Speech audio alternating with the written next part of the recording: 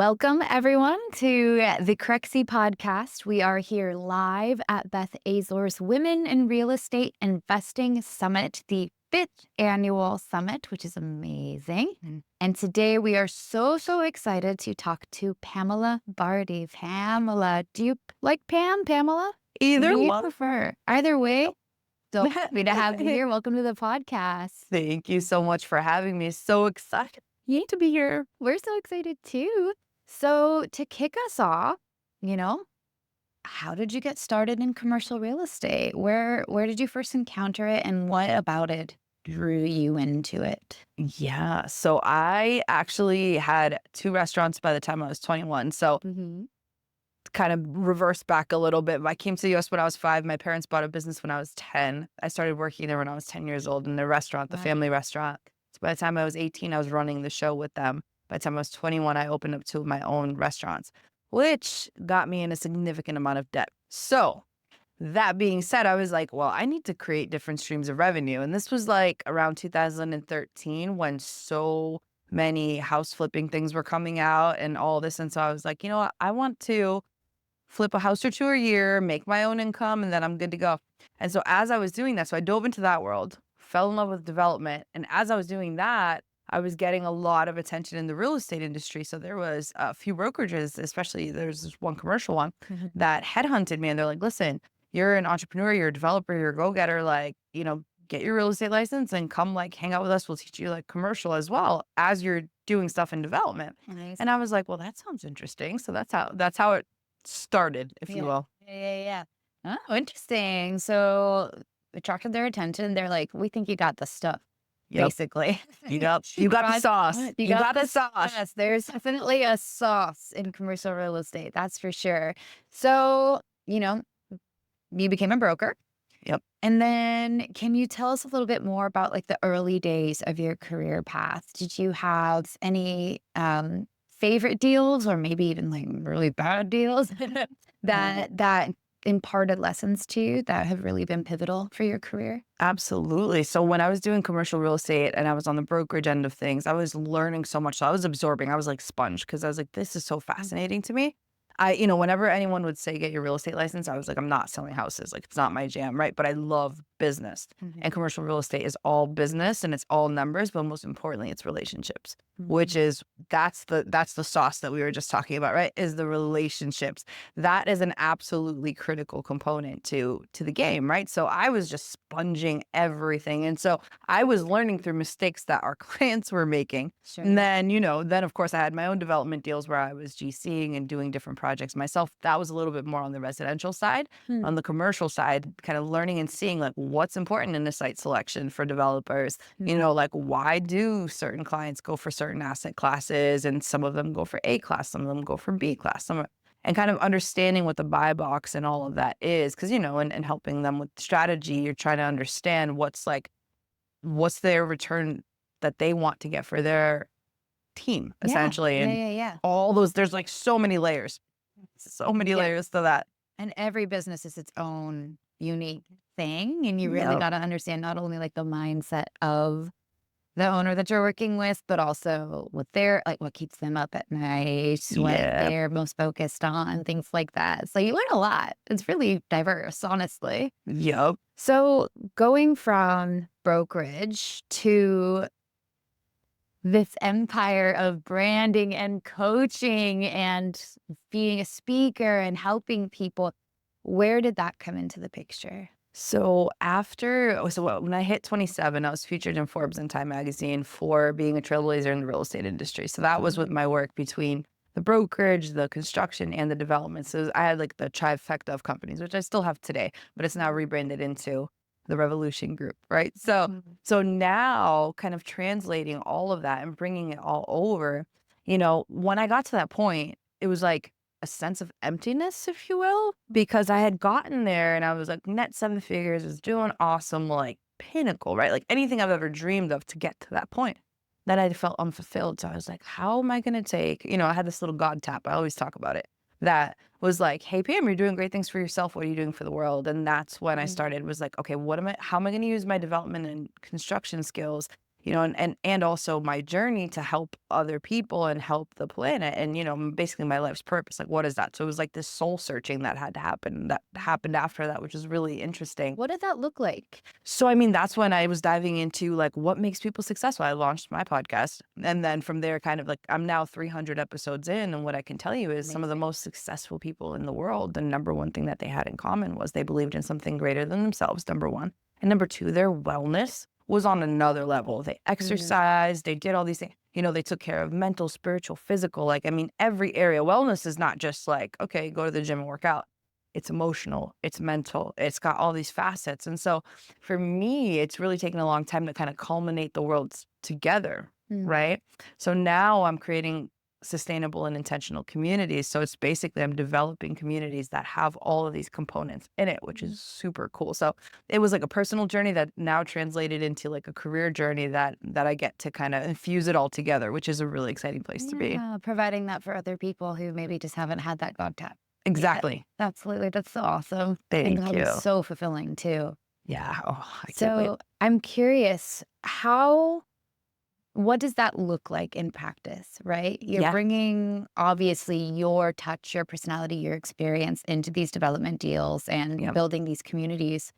So what does that look like in practice? And how do you get partners on the same page as you? Because it's a lot of evangelizing, I imagine, right? How do you go about that? So you got to kind of bring it down to planet Earth, right? Like I know how developers and investors look at projects. It's pro forma based, right? So it's very transactional looking at times, right? When you're going for funding and whatnot. So for me, I took this deal, like the 12 unit we'll reference right now that I'm doing 45 minutes south of Boston. And so we're going to be building 12 new construction homes. So I underwrote it as a 12 townhouse unit subdivision, very vanilla, right? And the numbers worked that way. So there's an existing property on site that I estimated cash flow for that because there's 3 different ways I can make money from that. And then basically did the pro forma for, okay, if I build 12 townhouses here, what would the ROI look like? Just regular townhouses and pulling the comps in the regular. And it worked, right? So I was like, okay, great. Now I get to, and it worked really well. So now I was like, now I get to layer in the things that I've always wanted to layer in, but I'm not putting it in the pro forma now because I want data. Because this is my first blueprint of integrating these other pieces. And are you working on this right now? Yeah, it's live. Yeah, right now we're going to break ground in probably like the next 60 to 90 days for at least the 2 model units and then hopefully sell it all out and go from there. But basically it's like you have to take a risk approach because, right, you want to do these amazing things, but risk mitigation is number one in real estate development, right? Like everyone has these grandiose ideas and talks about all of these things, but how are you actually going to execute, right? Absolutely. So the execution of this for me was like, let's take it down to what we know will be funded. That's tested, proven, true, comp-based, all of that, right? And then I work on this other layer, like, okay, what's the consumer trends? Wellness. Okay, cool. So we're going to put, solar panels. We're going to work with battery energy storage systems, put in the purest water sources in every house. So it's all alkaline ionized water. And then, the purest air sources for the house, the cleanest air filter. So you're breathing in the freshest air that's coming in. All of these things. So this is what's getting integrated into every townhouse. Then the design itself is built like with the whole intention of nature. So it's called like the biolithic design. So it's like your connection to nature, right? And we're building it out of shipping containers in a hybrid stick build model. So it's, it's different. So these are, because it's on a farm, it's got this barn dominium look, which I love. So it's like barn dominium, farmhouse. So looking at this as like the development side, it's like, okay, these things can be easily integrated and kind of would make sense. And then the other layers that I'm bringing in is the whole renewable energy piece and then the wellness piece. The wellness is coming through the amenities. So infrared sauna, cold plunge, all these different, little like gym pieces like that as containers are going to get dropped on site as amenities. I would love to move in. No, you're more than welcome. So these are the things. Amazing. Yeah. So cool. And I want to turn a little bit to the shipping containers component. Yeah. And the construction side, right? Now, I think what you guys are doing are so interesting because there's, we're dealing with a bit of a construction quagmire as supply baskets are still really high post-COVID. There's some labor shortage issues. But out of that Crush, there's a lot of innovation coming about. So what, from a development standpoint, and or beyond, for broadly commercial real estate, what technology has you most excited? What are you keeping your eye on? What's maybe ready now? What's maybe not ready yet, but will be? I'd love to hear what you're tracking. Yeah, for sure. And I was just at the International Builders Show. So that was over 100,000 people, 25,000 companies. It's the largest trade show for the construction industry in the world, and design as well. And so some of the biggest themes there, modular is where the industry is heading for many different reasons, but it keeps things hyper organized so you're not having these ridiculous amount of change orders, and you know what's coming, and the production time is faster. So a lot of companies are moving towards streamlining their building systems process and not keeping it like in separate pieces, because that's one of the biggest things that holds up construction on projects. It's like, okay, well, this guy didn't come in, so now this guy can't do this and that guy can't do. Whereas if you're integrating these systems in, and you can, it's like you bring it on site, modular, and you keep rolling. And all of a sudden you're saving like 75 to 80% of your time on average that you would otherwise spend waiting on other people to come. Exactly. Like the stick build, original stick build model. And that whole, so speeding up the construction side is actually what's going to make real estate more affordable, in my opinion, because as you streamline these systems, they get cheaper because you get economies of scale and all these things that come in. So I'm excited where the industry is heading. I think it's awesome because it's just going to create more efficiency in order for us to just be able to do more in scale. Absolutely. I'm going to pause because there's a guy I got to introduce you to at some point. I'll give his info after the podcast. His name's Daniel Dart. If you haven't heard of him, amazing guy, but he's VC in construction technology and like portfolio companies. I think you guys will get incredible. Oh my God. I love that. Amazing.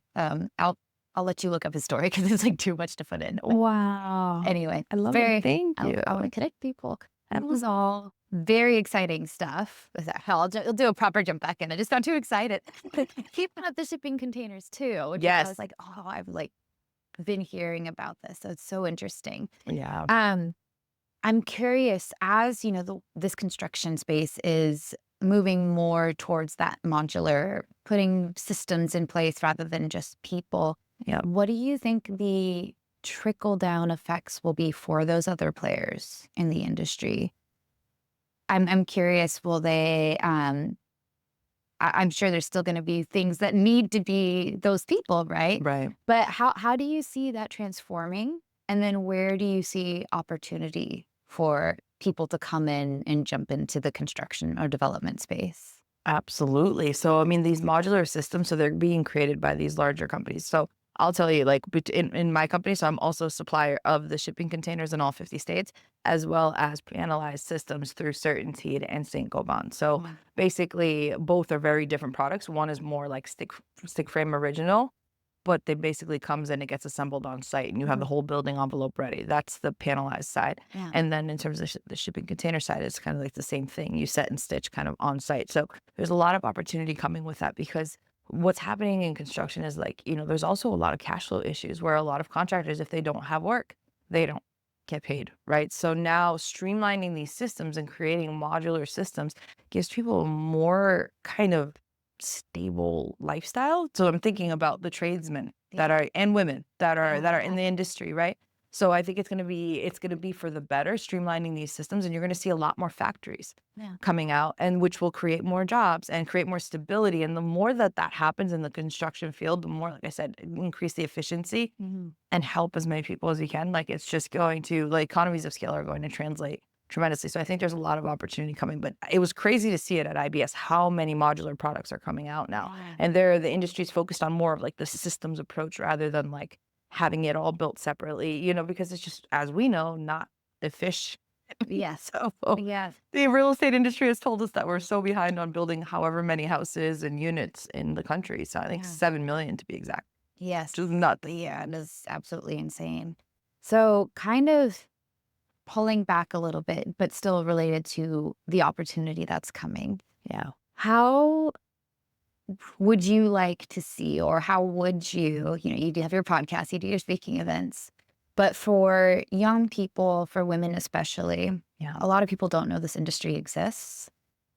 How would you get them interested or encourage them to find these opportunities? I would say specifically, in investing, but also in development, because the developers are the ones literally creating what the rest of the industry revolves around. So I'm 100%. curious, what takeaways would you have them take and run to build careers off of? 100%. Well, your environment is everything, and who you surround yourself with really matters, right? So figure out what it is that you are interested in. If it's real estate development and you're being pulled to that, listen to your intuition and don't deny that, right? Or if it's construction or if it's whatever it may be, right? But really just pull yourself to say, where am I going to find these people? There's networking events, go. You never know who you're going to run into.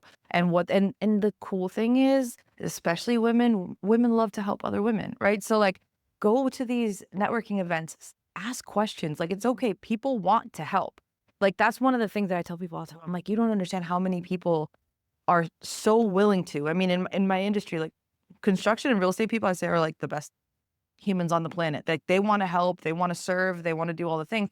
And they also remember what it's like to be on the other side, right? When you were a beginner, right? So every expert starts as a beginner. So don't be afraid to go to these networking events, ask these questions, and just say, hey, can I simply shadow you? The things that you'll learn are tremendous, but not enough people do it, right? So I say, be present, go network, do the things, and that's how you're going to learn. I mean, I had 2 of my restaurants going. I hired a coach, and then I kept going to every single networking event I possibly could in real estate development, because I was like, I don't know what I don't know, and I feel like the people that are doing it would give me so much insight. And people they're like, yeah, you want to come shadow? Come check out my project and come check out this, and let me tell you where I messed up. Right? Because they're trying to look out for you and help you. So don't underestimate the power of presence, is what I would say. And go and network your tail off. Yeah, I love it. I love it so much. It's such a relationship business. 100%. I want to be mindful of your time. We still got a lot of conference to get to. But thank you so much for joining us. Thank you so much for all these really exciting insights. I would love to ask one more, kind of 2 more questions. Yeah. If you could go back to 20 years in the past and give yourself a piece of advice when you were younger, what would you tell yourself? And then conversely, if you could take that time machine and go to the future and ask 20 years from now, Pam, what advice do you think she would give you today? I think it's going to be the same both ways, which is really interesting. And it's listening to your intuition, right? Your soul knows. It's a question as if you're going to listen or not, or resist, right? So if you're being pulled towards something, if you're in a relationship that doesn't feel right, if you're in an industry that just doesn't feel right to you, something in your body will tell you that, right? So listening to that intuition is absolutely critical. And I say this because everyone always asks, how did you get to where you got to, Pam? It's faith. And that faith has been led by intuition. So whenever I was pulled towards something, I always went for it. I couldn't really give you an explanation of why. I just felt it, right? So that's one of the things that I would say to anyone who's listening, like, follow your intuitive spirit and just listen. And like, the whole good vibes, bad vibes thing is a real thing, right? So it's like, if you're being pulled to something, go towards it. And if you're being pulled away from something, listen to it and honor that, right? A lot of people ask for alignment, but then when it actually happens and the whole world around you crumbles, they get scared and shift back, right? So it's following through after you're listening to that intuition to like really keep going, because you're being pulled towards something for a reason. So that would be what I would say. I love it. So good. Thank you so much for joining us. Where can our listeners find you if they want to connect? Absolutely. Thank you so much for having me. It was such a pleasure. So I'm on LinkedIn, I'm on Instagram, I'm all over the place. So please find me and connect with me there. I always love to connect with everyone on socials and help any way that I can.